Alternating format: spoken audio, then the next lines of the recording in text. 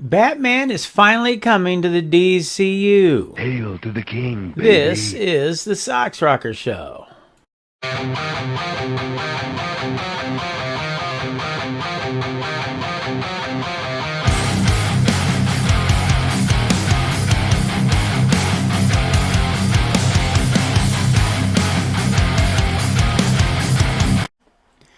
Well, it's plain to see that James Gunn is preparing the masses for his debut of the Batman. It's also obvious that his version of the Dark Knight will already be established within the DCU, meaning his Batman will already be renowned and experienced. A Batman who already has a vigilante-like reputation within the crime-fighting world that he dwells in. He's already laying the groundwork for it. Take, for instance, Creature Commandos. Both Clayface and Dr. Phosphorus will make their debuts in the animated series, and for those of you that are not familiar with Batman comic lore, both are well-established Batman villains. Clayface made his comic book debut back in June of 1940 in Detective Comics number 40, and Doc Phosphorus popped up around 1977, so it would stand to reason that Batman is running around in the current DCU universe somewhere. Gunn is simply building up to it, and I have to admit, I like the direction that he's going in. Yes, you heard that correctly. I actually like the way that James Gunn seems to be casually bringing the Caped Crusader into the DCU. Well, so far I do anyways. I don't think we need another take on young Bruce Wayne seeing his parents being shot and killed by Joe Chill, or his falling into an abandoned well/cave full of bats that will eventually lead him to his inspiration and determination to rid Gotham City of crime. We all know it. We've all seen it many times before. So bringing Batsy right into the middle of the DCU fold makes sense somewhat, especially since we now know that there's going to be both the Brave and the Bold film with Batman and Damian Wayne's version of Robin, and also a film based on the two previous Robins, Dick Grayson and Jason Todd. So it's plain to see that Gunn's Bruce Wayne will be older and wiser and quite possibly a little worse for the wear. I say this because, well, he's only human after all. He will have been more than likely been taking a beating fighting crime for some time now, and let's face it. Raising 3 teenage boys consecutively to become his crime-fighting sidekicks couldn't have been all that easy. Teenagers are teenagers after all, and hell, I know how mine were. We also know that this DC superhero metahuman world has been around for a while. Commando shows us this. Peacemaker shows us this. And I'm pretty sure that Superman will show us this since there's so many damn super beings in that upcoming movie. And don't forget that Hal Jordan, the Green Lantern, well, he'll be an older, wiser Obi-Wan Kenobi type character in the Green Lantern series that's set to begin production. And so, if you add all that together, bada boom, bada bing, you get an older, already established, possibly quite cranky Batman who has yet to show his cowed mug within the DCU. But we know he's there.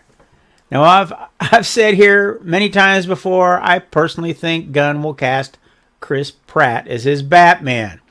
At his current age and stage in his career, he would be perfect for the role.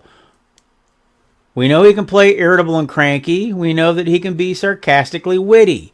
Kind of a egotistical know-it-all, if you will, which, as we all know, is a James Gunn prerequisite in every damn movie that he makes for his heroes. We know he can play a persuasive ladies' man and be a kick-ass kind of dude. He's an action star with excellent comedic timing, and this part is important now. He's very good friends with James Gunn. And as everyone who is anyone knows, little Jimmy simply loves to recast those whom he has cast previously. It's his thing. And this time, I don't have an issue with it. I think Pratt would be a perfect choice to play that type of Batman. Not to mention the fact that the dude is 6'2" and floats somewhere around 220, 230. Batman himself is listed at 6'2", 210, 220, so he obviously is the right size for the role, and I gotta admit, I'm not a big fan of tiny Batmans running around. No offense to Bale or Pattinson. They were great, but they were hardly comic book accurate. That award still goes to Batfleck. Dude looked like he stepped right off the pages of Detective Comics. But that's another story for another day. And so, yes, it looks like James Gunn is laying the groundwork for the introduction of Batman within the DCU. And as I said, I think it'll be Chris Pratt.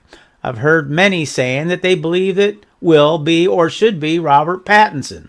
Or Battinson if you prefer. I just don't see it. For one thing, Pattinson's take on Batman is in the early stages of his career. Hell, he barely knows how to be Batman, and he certainly isn't old enough in Reeves' world to be on his third variation of Robin Disciples. So for now at least, unless they make some type of outlandish quantum time leap jump thingy, I highly doubt that it happens. But this is James Gunn and the WB/DC, who, I might add, is doing everything that they can to become the MCU Part 2. And they use multiverse time jump theories over and over again, so never say never. I mean, these are the same people that thought it was a good idea to make George Clooney Bruce Wayne again at the end of The Flash. So, obviously, anything is possible. Now, I'm not saying Pratt is the Batman I want to see. I would love to see nothing more than to see Ben Affleck get the chance to direct and star in the Batman movie that he had written a script for, taking on Joe Manganiello's Deathstroke. But it doesn't look like that is ever going to happen. I'm just saying that Pratt is who I think Gunn would pick based on the types of stories and films that he creates. And based on those types, Pratt would be an excellent choice. I think he would do a fine job. Now, it's true that Gunn isn't set to direct Batman and Batman Brave and the Bold. Andy Muschietti is, and for the love of God, I hope that changes. But you can bet your boots that he damn well will have a say in who will be playing him. And did I mention that they're good friends? That's all I have for today. Who do you think James Gunn will choose to be the Batman in the new DCU? Will it be Pratt? Will it be somebody else?